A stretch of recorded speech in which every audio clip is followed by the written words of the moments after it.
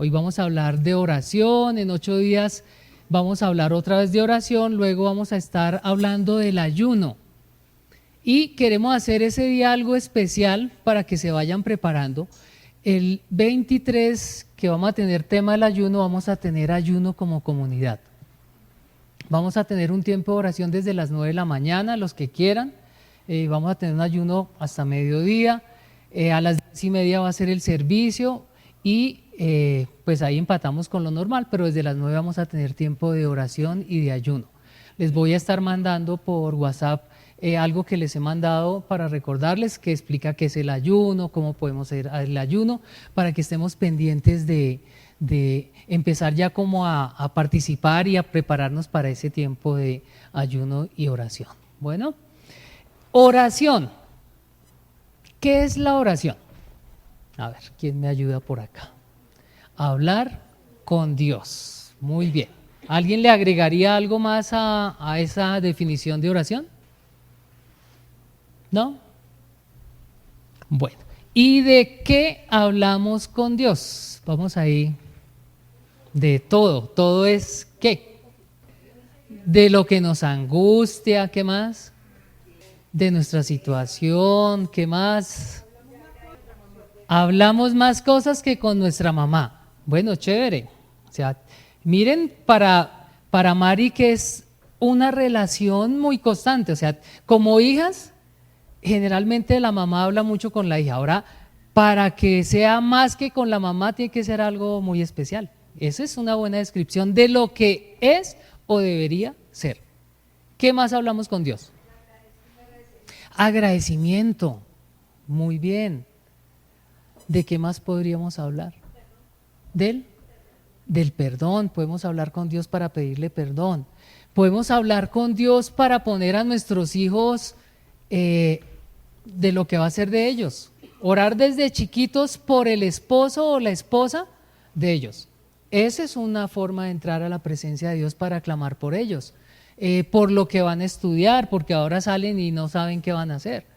Entonces miren que hay mucha cosa con la cual podría iniciar una conversación con Dios, pero a veces estamos limitando la oración a una oración, o sea, algo como ya enmarcado en algo y se nos olvida que es una conversación.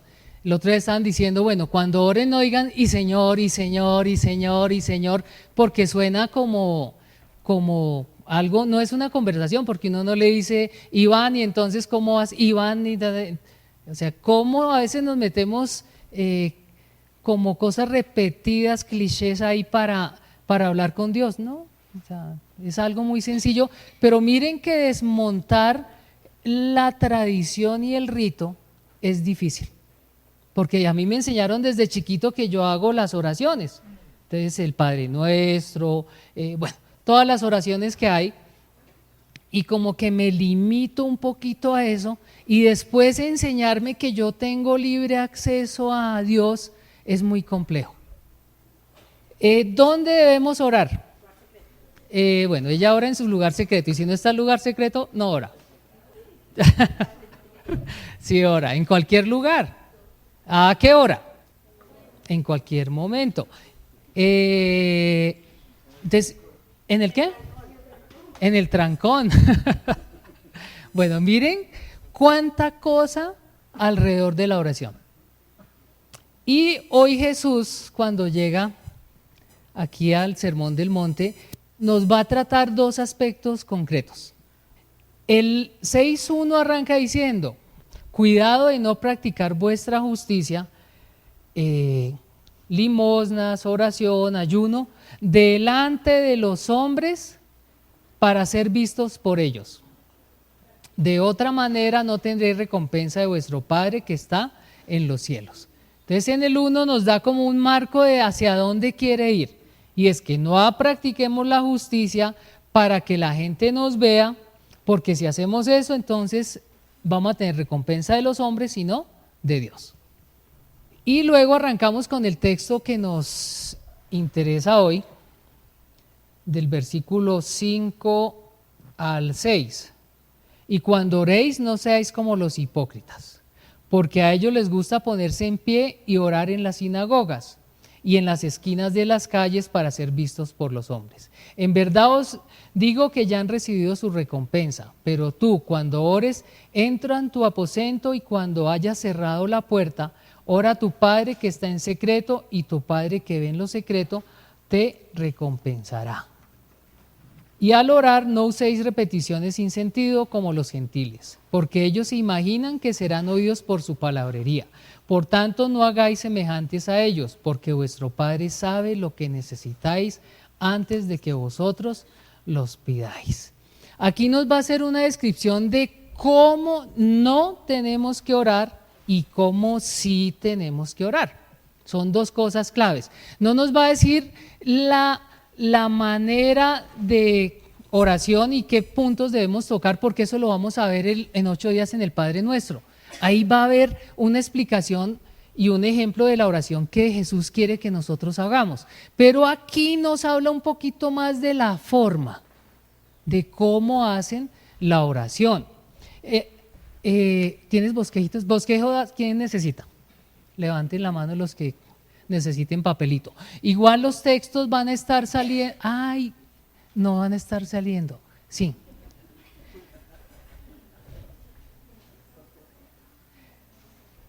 No, no van a estar saliendo, los dejé entre el carro. Miras en la USB de la maleta, porfa. Yo sí, se me olvidó hoy pasarla.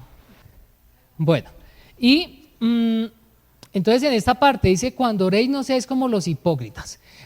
¿A qué creen ustedes que se refiere cuando hablan de hipócritas? Alguien que quiere aparentar, muy bien. Y la palabra hipócrita en griego era la palabra que se usaba para actor. Y era el que representaba algo, así no sintiera eso. Y aquí le dice, no sean como los hipócritas, no sean como los que quieren aparentar algo, pero por dentro no tienen nada. Eso no deben hacer ustedes. Y entonces le dice, bueno, y sigue Jesús, porque a ellos les gusta ponerse en pie y orar en las sinagogas y en las esquinas de las calles para ser vistos por los hombres. O sea, la finalidad de ellos era ser vistos por los hombres. O sea, ese era su objetivo, aparentar algo para que la gente dijera, uy, ese tipo sí es muy espiritual. Y ahí, ¿qué se iba a ganar? Pues respeto, entre comillas, de la gente. Y esta gente le gustaba era muy buena orando. O sea, para el judío la oración era algo muy especial. O sea, era algo que ya estaba establecido y era algo que era muy valioso para ellos. Pero resulta que con el tiempo se empezó a cambiar las cosas. Y ahí es cuando Jesús viene aquí a decirles, cuando oréis. Ahora, cuando les dice cuando oréis implica que ellos ya oraban. Y ahí tenemos que partir de que estamos orando. Ahí estaba viendo unas estadísticas, a los gringos les encanta hacer estadísticas de cuánto porcentaje de la gente que va a la iglesia ora y lee la Biblia. ¿Y saben que se llevan unas sorpresas? 26% de las personas que asisten oran en forma regular. Y el 76% por lo menos una vez al mes. Y miren las estadísticas, es interesante. O sea que nosotros aquí arrancamos como con dos cosas, que puede que no esté orando, o puede que esté orando bien, o puede que esté orando y esté haciéndolo con la motivación equivocada. Entonces ahí para ir pensando, oiga, como que no estoy orando mucho. Entonces, en las esquinas para ser vistos por los hombres. Ellos querían hacer el show, querían mostrar que eran santos, no les importaba lo que había por dentro. Y se convirtió como en un rito. Entonces ellos iban caminando porque a esa hora había que ir al templo, entonces ellos se paraban, empezaban a orar para que los vieran y ya se volvió a volver algo que era rutinario. Empezaron a tener oraciones para cosas específicas, entonces si me enfermaba, entonces ya había un modelo de oración para la enfermedad. Si pasaba algún acontecimiento económico, entonces había un modelo especial para orar por eso. Entonces miren que dejó de ser una comunicación a ser como una recitación o una dramatización en la cual yo no tenía mucho que ver. Y uno se podría a pensar, ¿será que mi oración en este momento se volvió algo ritual? ¿Dejó de ser una comunicación con Dios? Porque a veces se le olvida a uno la oración de la comida. Entonces uno corre a orar por la comida. La oración apenas me levanté, la oración cuando voy al trabajo. Nos estamos volviendo como tener ritos específicos. Y si hablamos de comunicación, de conversar con Dios, pues estos ritos no tendrían mucha aplicación. Porque yo no tengo un formato para cuando me voy a reunir con Ricardo a tomarme un tinto, entonces yo no llevo el formato de qué vamos a conversar. Sencillamente nos sentamos y empezamos a hablar y nos tomamos el tinto y ya. De esa medida debería ser con Dios. O sea, sí debo tener algo para decirle, pero debe ser muy espontáneo. O sea, cuando ponemos a un niño a orar, a él le salen. Ahorita que hicimos el Día de las Madres, algunos niños hicieron algo, una frase para la mamá, y eso fue muy chévere porque no fue lo que salió de adentro. Entonces, en esa perspectiva, ¿cómo es mi oración con Dios? ¿Sí es conversación? Le puedo decir, Dios, hoy amanecí tan desilusionado. Hoy no quiero hacer nada. Hoy no quiero leer la palabra. Hoy no quiero orar. O sea, le estamos, oh Dios, hoy estoy tan de mal genio. Si yo pudiera, le pegaría un puño. Miren que el salmista es muy gráfico en toda esa parte. ¿Sí le decimos? Dios, yo esperaba otra cosa de lo que me pasó. Yo todavía no entiendo por qué me hicieron eso. Y todo eso lo podemos preguntar. Y todo eso se lo puedo decir a Dios.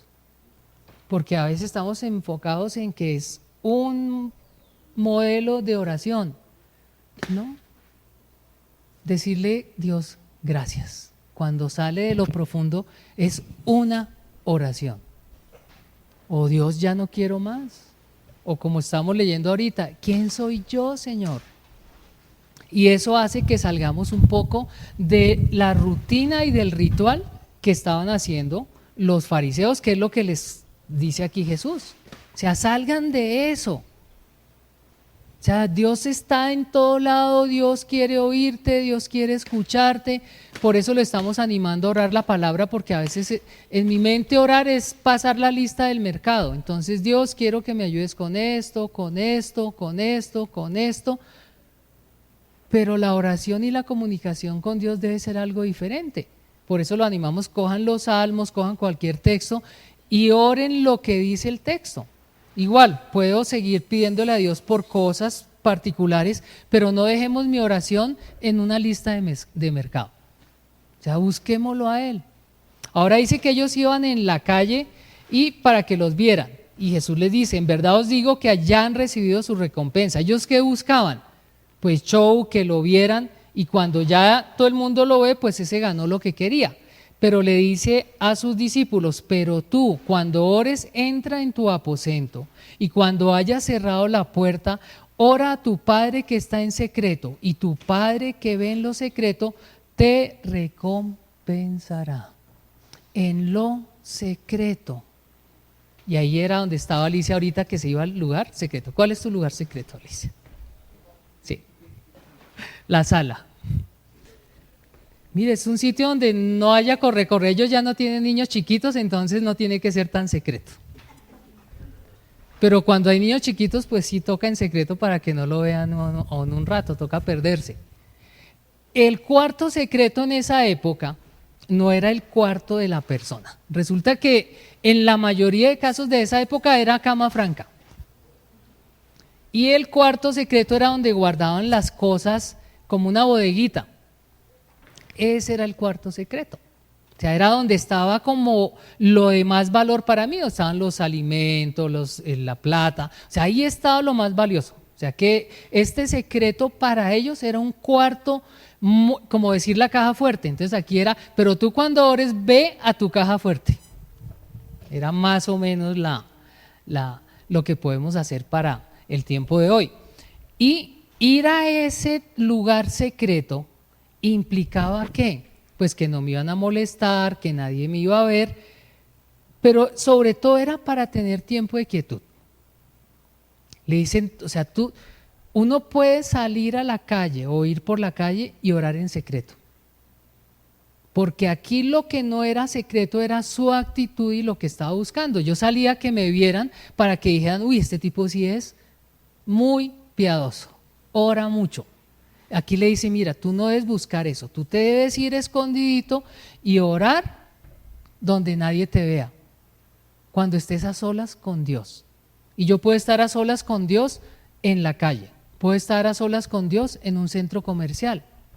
Nosotros tenemos una amiga que hace años tenía cita todos los miércoles con Dios, era una cita especial. Se iba a un centro comercial, a un sitio que a ella le gustaba y ella se estaba toda la tarde con Dios y conversaba con Dios. Y decía, a veces pensarán que estoy loca aquí hablando con Dios, pero eso era una cita que tenía establecida en un tiempo grande. Ella oraba todos los días, pero ella tenía establecido una cita muy, muy especial con Dios. Y era en este sitio que era público, pero era su cita secreta con Dios. Y a eso estamos llamados, a tener tiempos con Dios míos. Hoy no tenemos tanto problema con el rito de ir a una iglesia y que lo vean a uno, o antes se ponían, había como una mallita en la cabeza para entrar a la iglesia, habían como ciertas cosas para ir. Y ahí se podría ver un poquito eso. Hoy en día pues nadie se fija si entraste o no entraste, si saliste, si hiciste, si no hiciste. Pero aquí sería ¿cómo está mi tiempo con Dios? ¿Estoy entrando al tiempo secreto con Dios? O sea, hay el momento en que yo le hablo y no importa dónde esté o cómo esté, estoy sacando todo lo que tengo adentro porque ese es el momento en que estoy en el lugar secreto con Dios. Cuando lloro, cuando reclamo, cuando saco todo lo que tengo adentro, cuando puedo decir todo lo que se me pasa por la cabeza. Igual, uno dice, pero yo le puedo decir a Dios todo lo que se me pasa por la cabeza, sí, porque Él ya sabe lo que estás pensando. O sea que no puedo decir que pensé esto que es feo, pero no se lo va a decir, ya Dios sabe lo que estás pensando. Pero yo le puedo decir todo lo que se me atraviesa. Tengo rabia contigo porque me pasó esto, no entiendo por qué permitiste esto. O estar diciendo, Dios, gracias porque definitivamente todo lo que tengo en este momento es bueno. Gracias por el esposo, por la esposa, por el trabajo, por los hijos. Y ese secreto es intimidad. Y esta parte habla de orar a Dios íntimamente. Y es lanzarse. O sea, yo no puedo aprender a hacerlo. No hay libros de cómo hacerlo. Sencillamente es mi relación con Dios. Así como no hay libro para ser amigo de Alejandro Parra. Entonces me da los puntos de Alejo. Entonces a Alejo le gusta el café, le gusta leer, no hace ejercicio, entonces no lo puedo llevar a hacer ejercicio. Eso no existe. Lo mismo, hay muchos libros de oración, pero a veces eso me desenfoca de mi relación con Dios. Porque me empiezan a complicar la cosa. Aquí es, Dios, tú estás ahí, yo estoy aquí, yo te cuento lo que pienso y te pido que me ayudes. ¿Ya? Y es en esa perspectiva que le está diciendo, entren a lo secreto. Ahora dice una parte, y tu Padre que ve en lo secreto te recompensará. Entonces, ¿será que Dios responde y va a hacer lo que yo quiero? No explica el texto, sencillamente dice que Dios te va a recompensar. Antes buscaba recompensa de los hombres, entonces cuando lo ven y dicen, no, este tipo sí es muy religioso, muy santo, muy piadoso, esa era su recompensa. Ahora, ¿qué recompensa va a dar Dios? No sé, no lo menciona el texto. Entonces uno podría, hay autores que dicen, no, que va a responder tus oraciones. Pero acuérdese que sí, Dios siempre, ¿cuántos piensan que Dios siempre responde las oraciones? ¿Cuántos? Levanten la mano.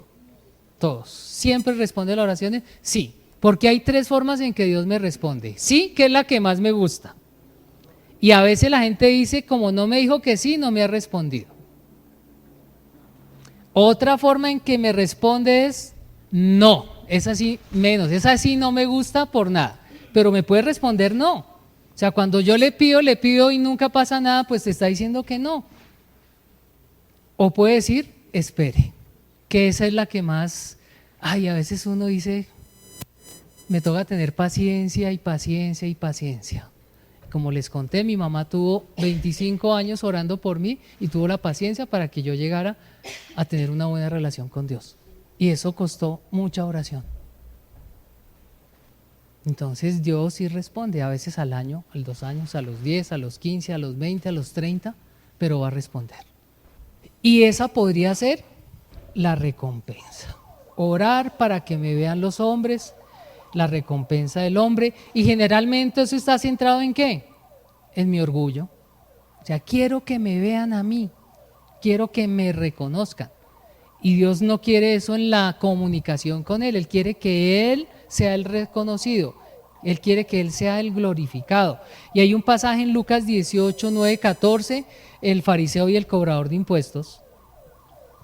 Luego Jesús contó la siguiente historia a algunos que tenían mucha confianza en su propia rectitud y despreciaban a los demás. 2 hombres fueron al templo a orar. Uno era fariseo y el otro era un despreciado cobrador de impuestos. El fariseo, de pie, apartado de los demás, hizo la siguiente oración: Te agradezco, Dios, que no soy un pecador como todos los demás, pues no engaño, no peco, no cometo adulterio, para nada soy como ese cobrador de impuestos. Ayuno 2 veces a la semana y te doy el diezmo de mis ingresos. Y me puse a pensar cuántas veces yo me creo más santo que la gente que está a mi alrededor. Y estamos hablando esta semana con alguien, me dice, estoy aterrado porque me di cuenta que yo muchas veces me creo más que los demás, porque yo tengo una relación con Dios. Yo creo que yo soy santo, que yo no peco, que yo no hago mal, y ando mirando a los demás. Y me acabo de dar cuenta de eso. Y nos puede pasar, o sea, porque yo ya voy a la iglesia, yo leo la Biblia, yo oro, entonces yo sí soy y no soy como los otros. Y nos puede estar pasando eso. Que el hecho de orar y tener una relación con Dios haga que yo piense que yo soy mejor que los otros. Y esta señora me decía, y yo no me he dado cuenta.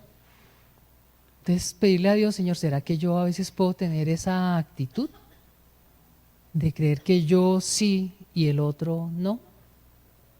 Y miren todo lo que decía te agradezco que no soy un pecador, no engaño, no peco, no como adulterio, ayuno 2 veces por semana, doy el diezmo de mis ingresos. O sea, miren todo lo que dijo este señor. Y luego viene el contraste con el cobrador de impuestos. En cambio, el cobrador de impuestos se quedó a la distancia y ni siquiera se atrevía a levantar la mirada al cielo mientras oraba. Miren lo que sentía este hombre. El otro era sobrador. Y este pobre no se atrevía a mirar al cielo, estaba agachado, avergonzado, apenado, sino que golpeó su pecho en señal de dolor mientras decía, oh Dios, ten compasión de mí porque soy un pecador. Miren la oración de este hombre, contrastada con todo lo que dijo el fariseo. Y cuando habla de lo secreto, es eso.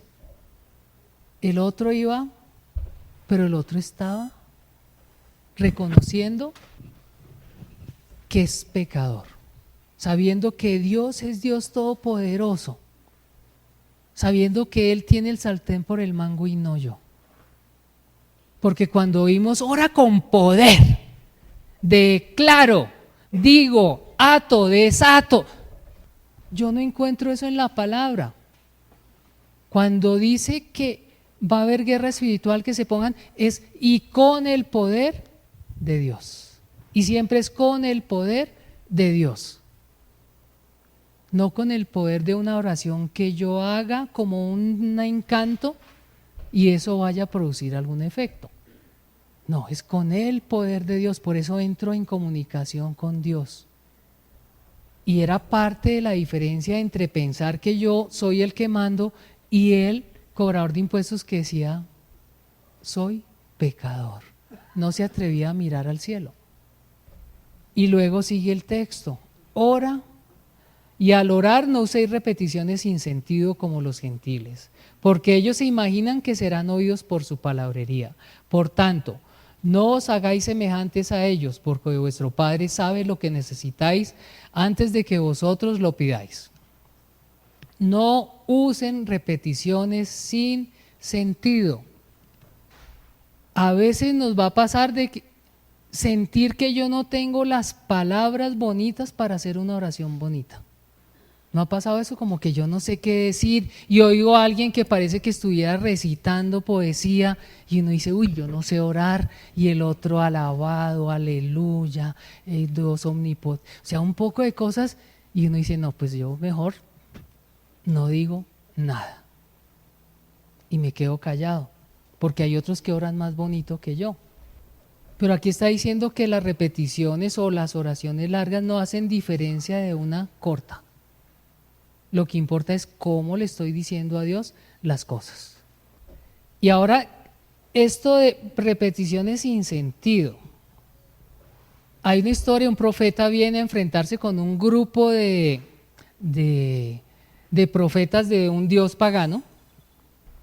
Usted se acuerda de esa historia, les dicen, bueno, vamos a poner una ofrenda, y entonces el que primero la prenda, entonces es el Dios que tiene toda la razón. Y entonces empieza este pobre solo contra otros, un montón, habían cientos de los otros, y él le echa agua a su... Los otros empiezan, Baal, Dios, respóndenos. Y estaban desde la mañana, dice el texto, hasta la noche diciendo, Baal, Dios, respóndenos, Baal, Dios, respóndenos. Duraron 10 horas diciendo la misma cosa. Esos son vanas repeticiones. Y ellos insistían que por estar diciendo lo mismo se iba a cansar el Dios y les iba a responder. Era más o menos la dinámica que se jugaba en ese tiempo. Entonces, si tú cansabas al Dios, entonces él decía, bueno, ya no moleste más, tenga. Y a eso venían las vanas repeticiones. Entonces, empezaban a decir eso. No tenía sentido, como los gentiles, como los que no conocen a Dios, porque ellos se imaginan que serán oídos por su palabrería. Y es tener la sensación que entre más yo diga algo, entonces Dios se va a cansar, yo le tuerzo el brazo y dice Dios, bueno, sí, pero suélteme. No, no pasa. Pero a veces pensamos que eso es lo que hay que hacer. Y luego dice, por tanto, no hagáis semejantes a ellos, porque vuestro Padre sabe lo que necesitáis antes de que vosotros los pidáis. Dios sabe lo que nosotros necesitamos antes de. Ahora, y vienen muchas cosas teológicas acá que Jesús no las iba a responder, ni las voy a responder yo. Pero eran dos posiciones teológicas con respecto a la oración. Cuando yo oro, no va a pasar nada porque Dios ya está en control, entonces ¿para qué oro? Esa es una posición teológica y tiene versículos para sustentarla. Y está la otra posición teológica que dice que yo debo orar porque Dios no hace nada, sino se ora. Ahora, resolver eso no lo han podido resolver, pero aquí lo que Jesús dice es, ¿cómo estás orando? ¿Con tu corazón? ¿Me estás buscando a mí? ¿Me estás glorificando? ¿Lo estás haciendo en secreto conmigo? ¿O estás buscando el reconocimiento? Eso es lo que dice Jesús.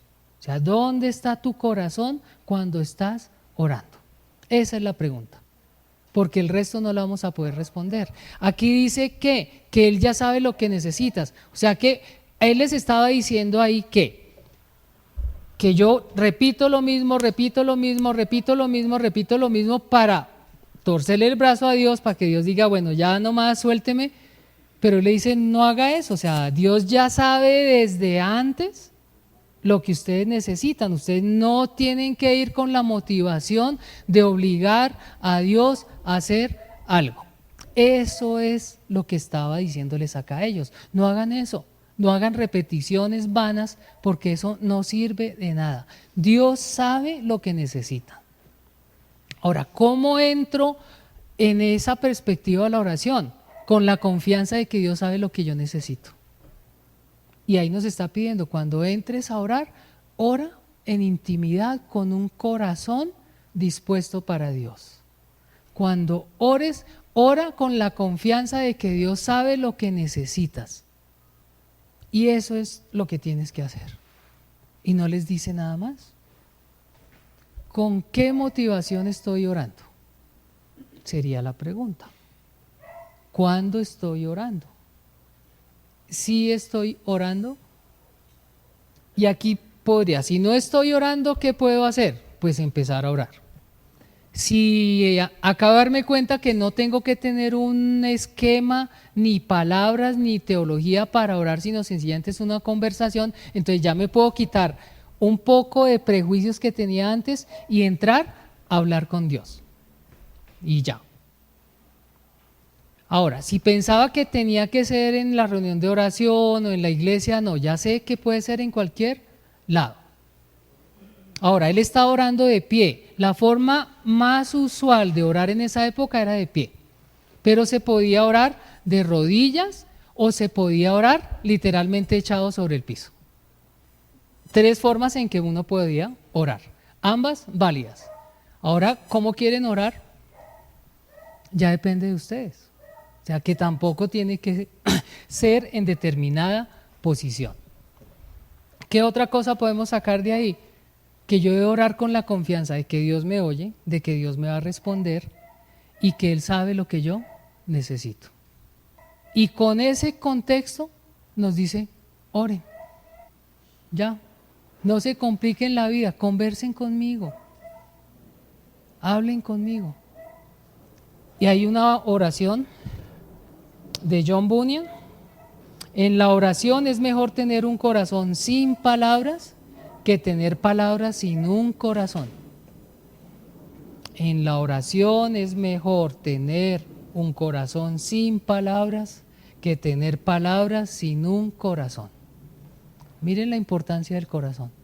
O sea, ¿cómo le digo las cosas a Dios? Que el Señor nos ayude a revisar nuestro tiempo de oración. Que el Señor y su Espíritu Santo nos ayuden a tener la disciplina de orar. Pero miren que la disciplina es en medio de todo una indisciplina. Porque ya no se convierte en que oro a las 8, sino que todo el día estoy orando. Estuve leyendo un autor y dice que la oración es como la respiración. Debería ser como la respiración. Algo que sale sin pensar. O sea, ¿cuántos piensan de aquí para respirar? ¿Cuántos creen que yo me puedo suicidar así? ¿Cuántos? ¿Me puedo suicidar así? No, porque al final me voy a desmayar y el cuerpo sale a respirar otra vez. O sea, eso es algo automático que no tengo que pensar, bueno, Hernán, tome aire porque hace media hora que no toma. No, eso va así. Dice que nuestra oración debería ser así, algo que salga todo el tiempo, en todo momento, en toda situación, en las buenas, en las malas, de día, de noche, en la casa, por fuera de la casa, en el trabajo, en el descanso, en todo momento. La oración debería ser como respirar. Que el Señor nos ayude a que nuestra oración sea como el respirar. Vamos a orar.